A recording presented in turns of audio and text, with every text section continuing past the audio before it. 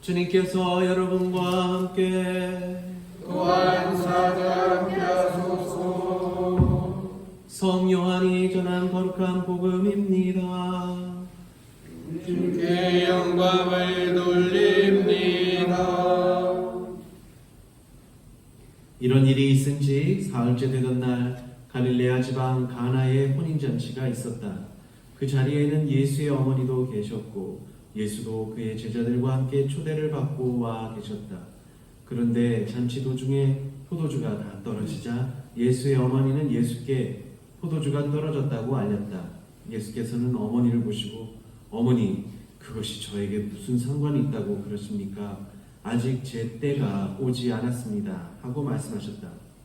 그러자 예수의 어머니는 하인들에게 무엇이든지 그가 시키는 대로 하여라 하고 일렀다. 유다인들에게는 정결 예식을 행하는 관습이 있었는데 거기에는 그 예식에 쓰이는 두세 동이들이 돌 항아리 6개가 놓여 있었다. 예수께서 하인들에게 그 항아리마다 모두 물을 가득히 부어라 하고 이르셨다. 그들이 6 항아리에 물을 가득 채우자 예수께서 이제는 퍼서 잔치 맡은 이에게 갖다 주어라 하셨다. 하인들이 잔치 맡은 이에게 갖다 주었더니 물은 어느새 포도주로 변해 있었다.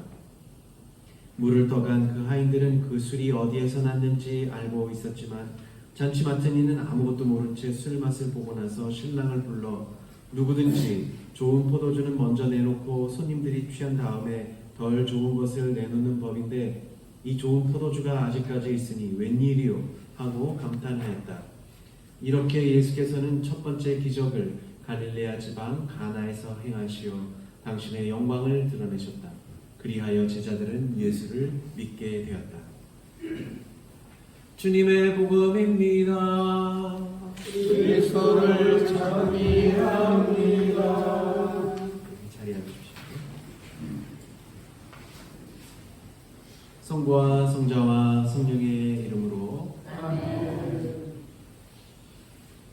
오늘 들으신 복음은 공관복음이라 그러면 마테오, 마르코, 루가복음이잖아요.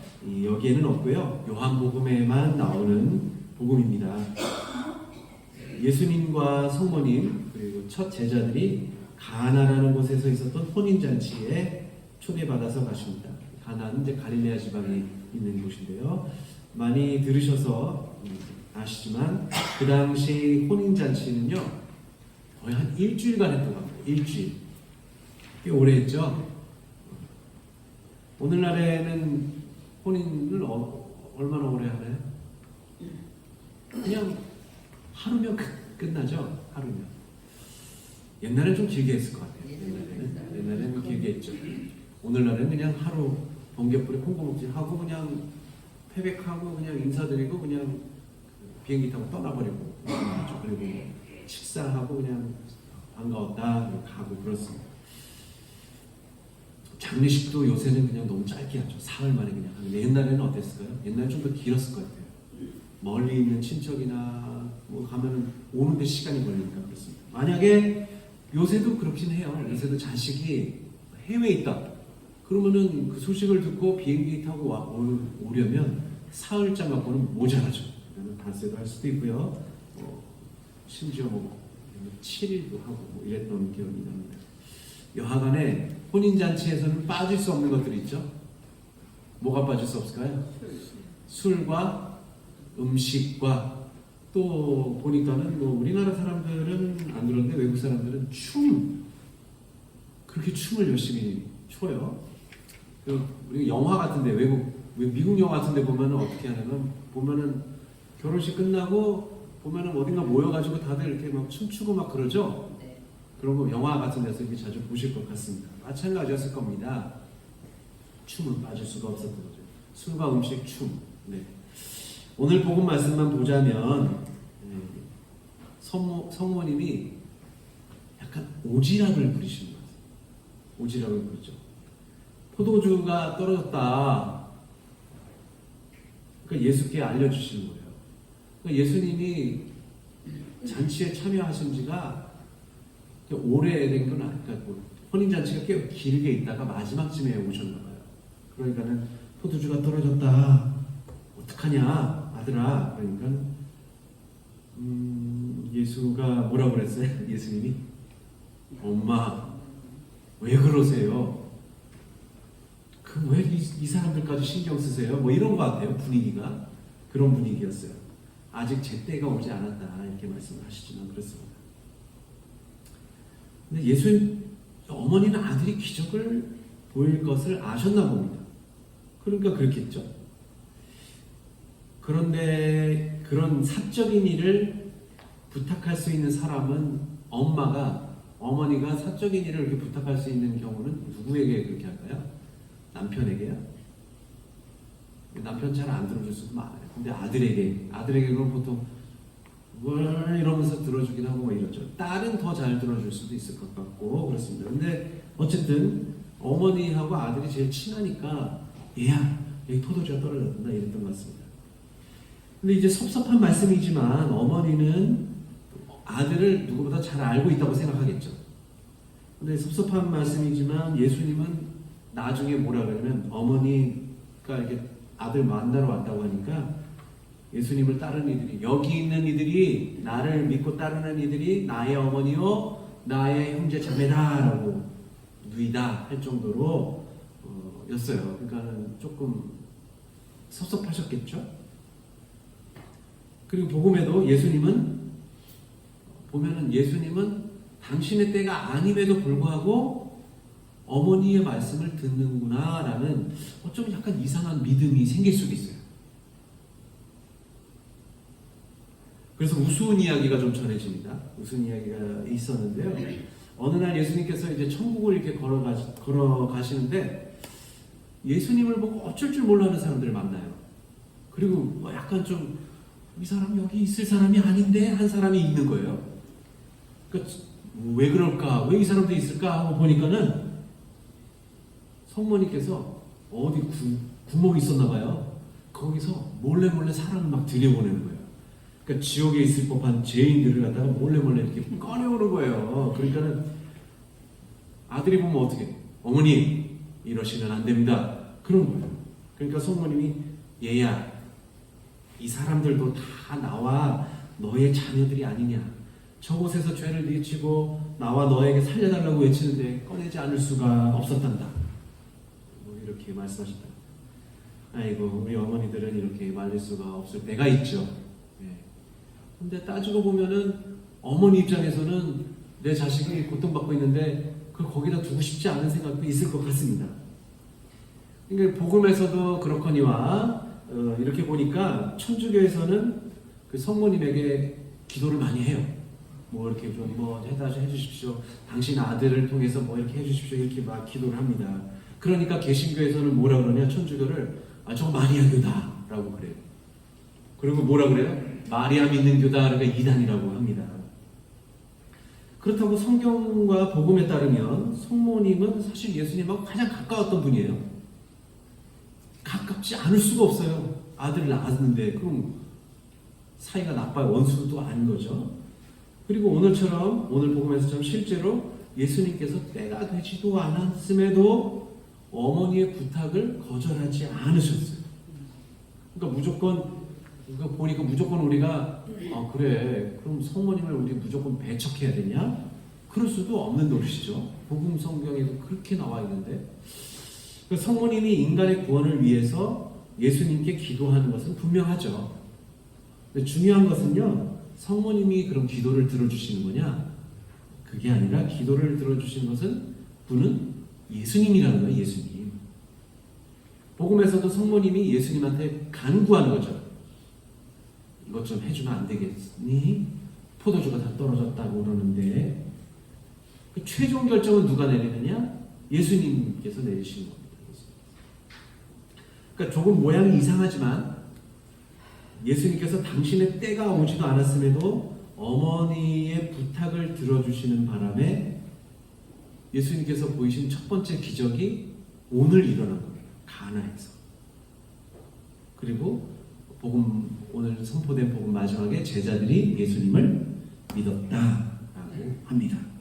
그러니까 성모님은 이미 예수의 권능을 알고 있었기 때문에 부탁을 하셨지만 실제로 기적을 행하실 때의 제자들과 더불어 첫 증인이 되셨다라는 점을 기억하면 되겠습니다.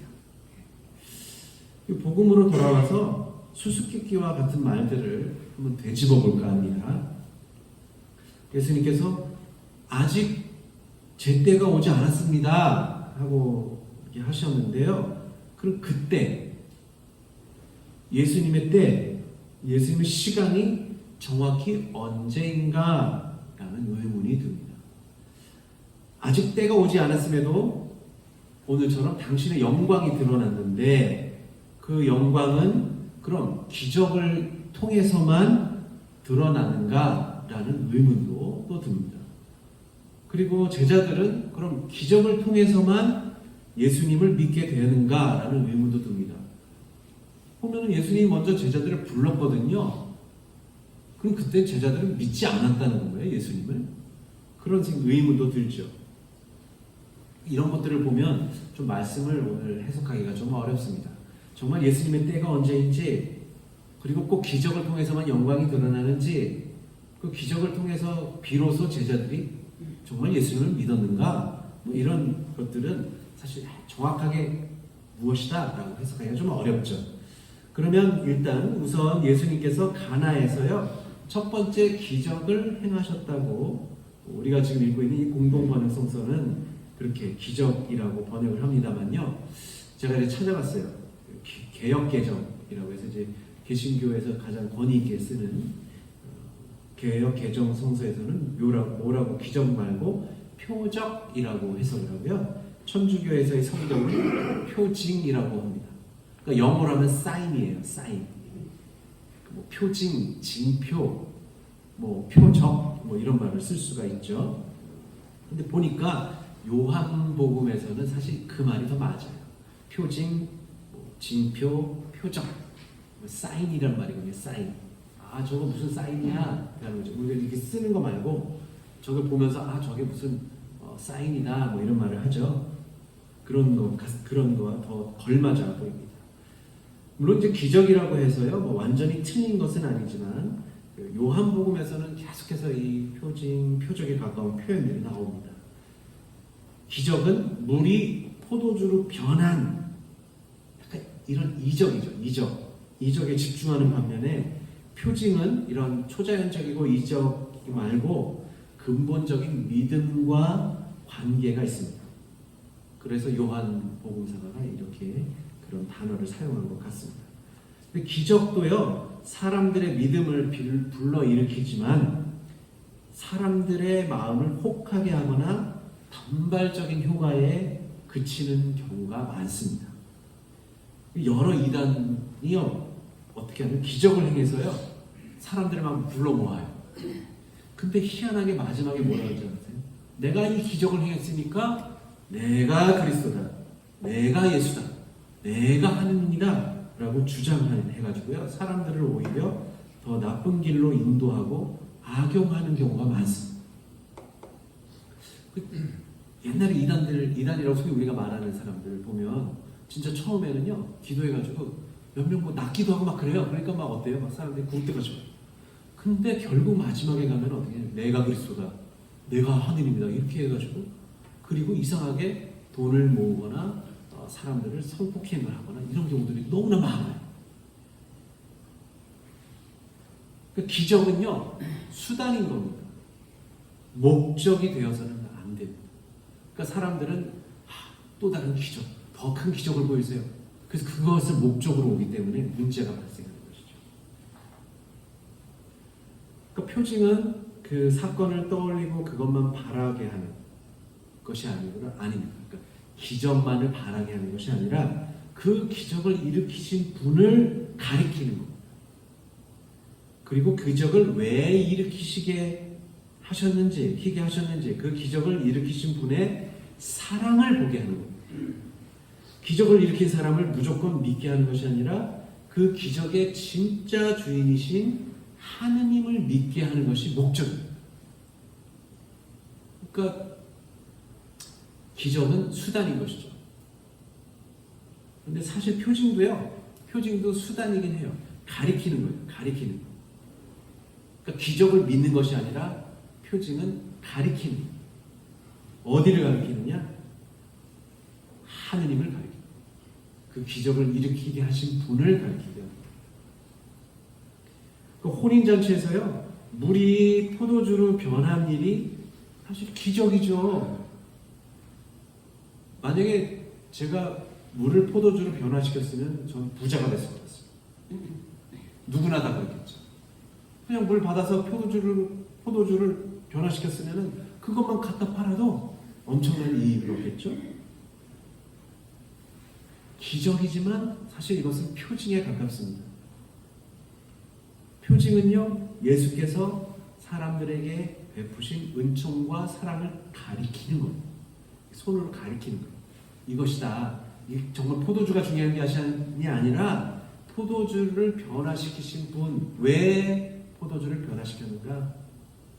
왜 이분이 우리들을 사랑하셔서 이렇게 변화시켰는가? 그거를 가르쳐줘요. 근데 그러면 첫 번째 표징을 지금 가나의 혼인잔치에서 왜 버리셨을까라는 것도 의문이 듭니다. 물론 성모님의 간청이 있었기 때문이라고 볼 수는 있지만요, 그것도 명확하지는 않아요. 예수님의 때가 아직 오지도 않았음에도 불구하고 벌써 이런 표징을 보이셨고 영광을 드러내셨다고 복음은 전합니다. 근데 한번 우리가 그럼 예수님께서 말하셨던 그때, 제 때가 아직 오지 않았는데 그때는 언제일까요? 그래서 어떤 분은 이 힌트를, 예수님의 때는 그럼 과연 언제였을까? 그것을 요한복음 4장 46절에서 54절에서 4장 46절에서 54절까지 그 대목에서 찾는다라고 하는 분이 계세요. 그 내용은 뭐냐면 요한복음 4장 46절에서 54절은 예수님께서요, 다른 데로 막 전도여행 다니시다가, 하느님 나라 전하고 다니시다가 가나에 다시 한번 오세요. 가나에 한번 또 오십니다. 근데 왜 가나에 오셨는지는 나오지는 않아요. 그 요한복음 4장 46절에서 54절까지는 그렇습니다. 근데 그때 어느 고관이 예수님께 와서 아들을 고쳐달라고 간청을 해요. 근데 가나에 예수님 계시다는 소식을 들었나 보죠. 다른 데서 온 겁니다. 그래서 같이 가서 좀 고쳐주세요 했는데 예수님 뭐라 그러시냐면 너희는 기적이나 신기한 일을 보지 않고서는 믿지 않는다 라고 말씀하십니다. 그래도 어떻게 하냐면 계속 고관이 그래도 꼭 고쳐주십시오 하니까 그때는 가거라, 너희 아들은 벌써 나았을 것이다, 그렇게 말씀하세요. 가나의 혼인잔치에서 첫 기적을 행하셨지만 그때는 누가 믿었냐면 제자들만 믿었다고 했습니다. 제자들만 믿었다고 했습니다. 물론 성모님도 믿었겠죠. 성모님이 제일 먼저 믿었겠죠. 그러니까 간청됐겠죠. 그 다음 제자들만이 믿었습니다. 그리고 다른 이들은 사실 몰라요. 잘 그런 기적이 예수님한테 왔는지 잘 모릅니다. 신기하게만 생각했을 것이고요. 그래서 다른 이들은 믿음에 이르지 못했습니다. 이번에는 다시 가나에 가셔서 이 고관의 아들을 말씀으로만 가서 보면 고쳐질 것이다 해서 이 고관이 그 말만 믿고 왔어요. 집에 갔더니만 아들이 낳았다. 근데 그 언제 낳았냐고 물어봤더니 예수님께서 말씀하셨던 그때 낳았다라는 것을 보고서요, 이 사람이 믿기 시작합니다. 그러니까 가나에서 예수님께서 고관의 아들을 내버려 두신 게 아닌 거죠. 말씀은 너희는 기적이나 신기한 일을 보지 않고서 믿지 않는다라고 해서 약간 좀 퉁명스럽게 말씀을 하셨지만 그래도 버려주신 건 아닙니다. 오히려 말씀만으로도 멀리 떨어져서 앓고 있던 아들을 살리신 기적을 행하십니다. 그래서요, 그 결과로는 그 고관과 온 가족이 예수님을 믿었다라고 거기에 또 나와요. 그러니까 이들은요, 기적과 신기한 것을 봐서가 봤겠지만 그보다는 예수님의 말씀하셨던 표징이 예수의 영광, 곧 하느님의 영광을 드러냈기 때문에 믿게 된 것입니다. 그러니까 예수께서 아직 저의 때가 아직 오지 않았다라고 하시지만 한 사람이 그분의 말씀을 믿고 따를 때 그분의 때가 이루어짐을 우리는 알 수가 있습니다. 짐작해 볼 수가 있습니다. 표징이 이렇게 하나님의 영광을 드러내고 믿음으로 연결될 때에서야 예수님의 때가 오는 것입니다. 요한복음에서 예수께서는요, 끊임없이 표적을 보이시고 강조하십니다. 5,000명을 먹이신 기적에서도요, 그 빵이 표징이 되어야지 기적으로 머물면 안 된다라는 것을 누누이 말씀하세요. 너희는 이 빵의 기적을 보고 나를 믿느냐? 라고 해서 계속해서 예수님께서 질문을 던지신 것이죠. 그래서 오늘 가나의 혼인잔치에서 일어난 이 표징의 사건을 보면서 우리는 즐거울 수가 있어요. 야, 일주일이나 지났는데 아직도 좋은 포도주가 남아있으니 얼마나 즐겁겠습니까? 더 좋은 술이 막 나오는 거예요. 잔치에 술이 떨어지면 그게 잔치인가요? 잔치가 아니죠. 그런데 그 잔치에 술을 준비하려면 얼마나 많은 이들이 준비를 해야 하고 시간을 들였을까요? 그리고 마지막에 예수님께서 물을 술로 바꾸셨으니까 술 좋아하시는 분들은 어때요? 더 좋죠? 야, 이렇게 기가 막히게 좋은 술이 계속 나오다니 좋아합니다.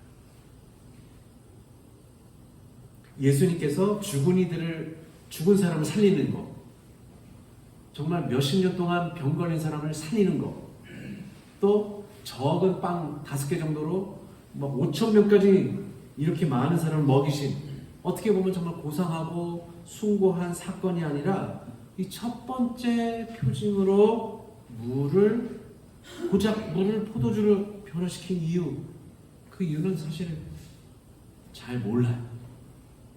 잘 모릅니다. 하지만 하느님께서 예수님을 통하여 이렇게 우리가 또 하느님께서 예수님을 통해서 보이시는 은총과 사랑의 때를 그럼 언제냐?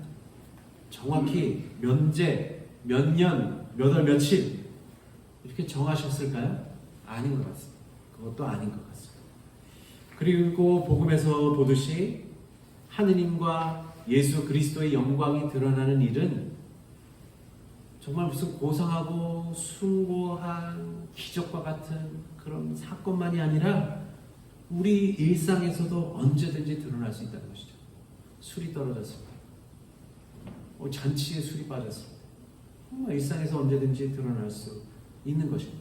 그때 그리스도의 영광이 그렇게 안에서도 드러날 수 있다.